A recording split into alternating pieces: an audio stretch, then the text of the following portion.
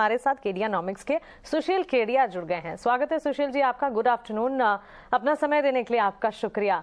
इस वक्त बाजार में जिस तरह से हमने देखा 2 हफ्तों की मजबूती के बाद एक ब्रीदर लिया है मार्केट ने। वीकली एक्सपायरी का दिन तो है ही, बाजार की दशा दिशा कैसी लग रही है आपके हिसाब से? क्या चीजें हैं, कौन से फैक्टर्स ट्रिगर्स हैं जो आप आई कर रहे हैं? देखिए, ये जो अगर हम बाजार की बात कर रहे हैं तो अगर हम इंडेक्स की बात कर रहे हैं तो उनका चित्र थोड़ा अलग है और अलग अलग सेक्टर्स और स्टॉक्स की कहानी अलग है। तो इंडिसेस अब मुझे लगते हैं कि जिस रैली का हम एंटिसिपेशन कर रहे थे वो अपनी हद तक अब आ चुकी है और ये रैली अब यहां से ओवर स्ट्रेच हो रही है। तो मुझे कोई आश्चर्य नहीं होगा कि आज इतनी मजबूती दिखाने वाली है इंडिसेस अचानक से सोमवार को घूम जाए या मंगलवार को घूम जाए। तो जब पहले हम घूमने देंगे, पर अभी मेरा एंटिसिपेशन है कि ये रैली ओवरडन हो चुकी है। पर इसका मतलब ये नहीं कि मैंने अभी का भी शॉर्ट कर दिया। वो सिग्नल मुझे सोमवार की क्लोजिंग में मिलेगा, ट्यूसडे को मिलेगा, तो मैं उसके अगले दिन करूंगा। और ये अभी प्री एम्प्टिव कॉल है, पर मुझे जरा भी आश्चर्य नहीं होगा, subject to confirmatory signal coming on Monday Tuesday which we will post on Twitter. कोई आश्चर्य नहीं होगा कि अगले राउंड में बैंक निफ्टी 4-5 हजार पॉइंट नीचे गिर जाए और निफ्टी वापस 16,400-500 तक आ जाए।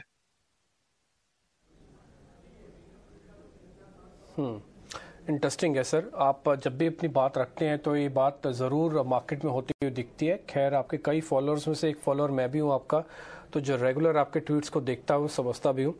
सर, एक चीज़ मेरे को ज़रा ये बताइएगा, आपको वीकनेस अगर इंडेक्स में आएगी तो सर उसके कंपोनेंट्स के साथ ही आएगी। तो वो कौन कौन से ऐसे शेयर हैं वेटेज वाले जहां पर आपको लग रहा है कि इंडेक्स को गिराने में अब हेल्प करेंगे? निफ्टी अपने शेयरों के साथ ही नीचे आएगा? कुछ हद तक आपकी बात सही है, उसमें थोड़ी सी 1-2 लाइनें और ऐड करनी पड़ेगी, वो मैं कर देता हूं। तो देखिए, अगर ये 19,025 से जो निफ्टी का टॉप बन के नीचे आ रहे हैं, ये एक long term big bull market के अंदर एक सब्सटैंशियल करेक्शन चल रहा है।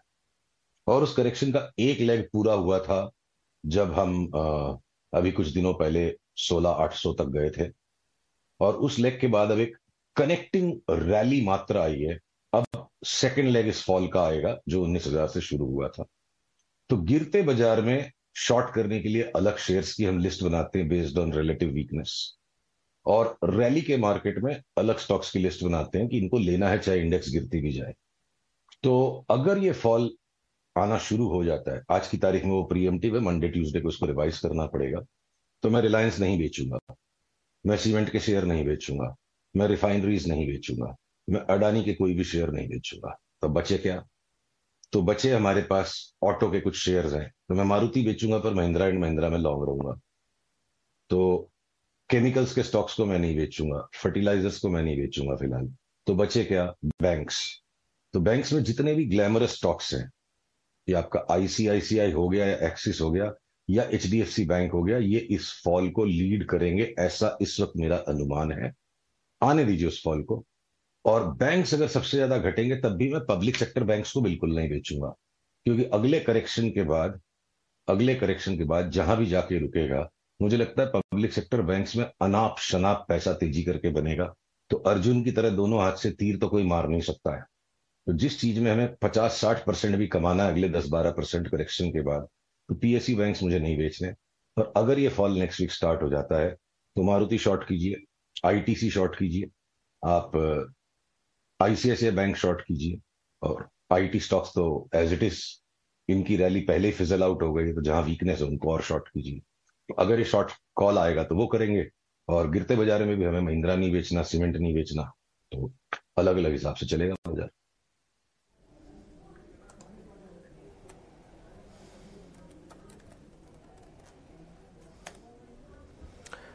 ठीक है।